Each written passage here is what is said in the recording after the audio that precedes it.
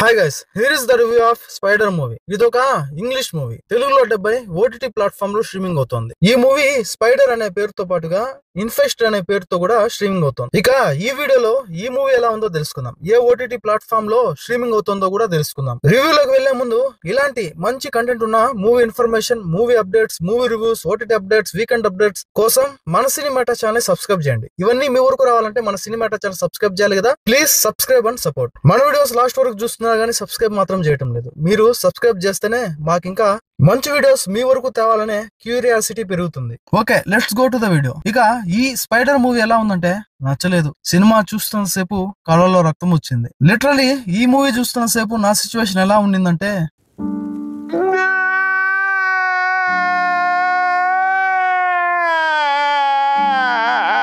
ఈ తొక్కలో మూవీకి స్పైడర్ అనే పేరుతో పాటుగా ఇన్ఫెస్ట్ అనే పేరు మరొకటి ఎందుకో నాకు అర్థం కాలేదు. ఆ స్పైడర్లు ఏంటో, ఆ అరుపులేంటో, అవి పెరిగిపోవడం ఏంటో, అలా వచ్చి అలా చుట్టేసి మనుషుల్ని తినేయడం ఏంటో, ఊటి అర్థం పర్థం లేని సీన్లు, మెంటల్ టార్చర్ అసలు. ఇంకా ఈ 2024లో కూడా ఇలాంటి తొక్కలో అవుట్ డేటెడ్ 1990s మూవీస్ ఏంటో అర్థమే కాదు. సెబాస్టియన్ వెనిసెక్ ఈ మూవీ డైరెక్ట్, నీకో దండం స్వామి. మళ్ళీ ఇలాంటి మూవీస్ ఓటీటీలో స్ట్రీమింగ్ అవ్వడం ఏంటో. ఇక ఈ spider alias infested movie story చూసుకుంటే గనక, కలేబ్ అనే ఒక యువకుడికి అరుదైన స్పెసీస్ ని సేకరించి గదిలో పెట్టుకొని వాటిని జాగ్రత్తగా చూసుకోవడం ఒక హాబీ. అతని సోదరి అయినటువంటి మనోన్కి ఈ విషయం నచ్చదు. వారిద్దరికి తల్లిదండ్రులు ఉండరు. ఒక అపార్ట్మెంట్ లో తన ఫ్రెండ్స్ తో చుట్టుపక్కల ఎంజాయ్ చేస్తూ ఉంటారు లైఫ్ ని. కలేబ్ ఎప్పటిలాగే ఒక స్పెసిస్ జాతికి సంబంధించినటువంటి ఒక ఎడారి విషపూరితమైన ఒక సాలె పురుగును, ఒక స్పైడర్ ను తీసుకొస్తాడు తన రూమ్. ఒక బాక్స్ లో ఆ స్పైడర్ ను ఉంచుతాడు. కానీ అది ఆ బాక్స్ నుండి బయటకు వచ్చేసి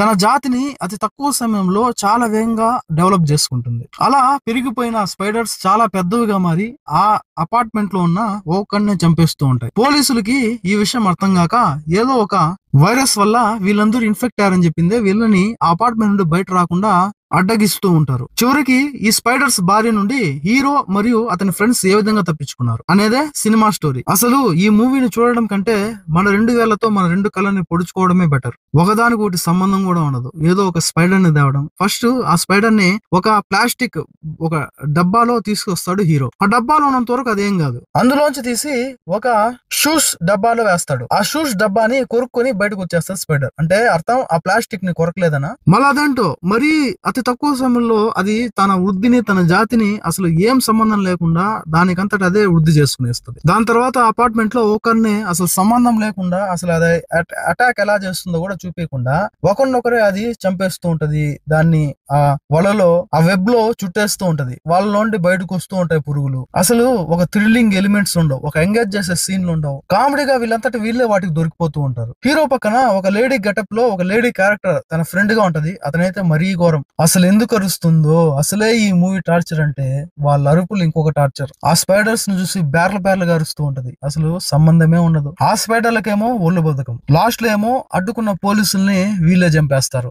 మరీ దారుణంగా ఉంటాయి. ఒక సీన్ మించి ఇంకొక సీన్. అసలు ఇలాంటి మూవీస్ ఎందుకు తీస్తారో అర్థం కాదు. My rating to this movie 1/5. Cinema చూసి కూడా తట్టుకోగలమనే శక్తి ఉంది అనుకునే వాళ్ళు ఈ మూవీ చూసేయండి. ప్రైమ్ వీడియోలో December 24th నుండి తెలుగు లాంగ్వేజ్ లో స్ట్రీమింగ్ వచ్చేసింది. ఇదండి ఈ వీడియో. నెక్స్ట్ వీడియోతో మళ్ళీ కలుద్దాం. అప్పటి వరకు stay tune. Please subscribe and support. Thanks for watching.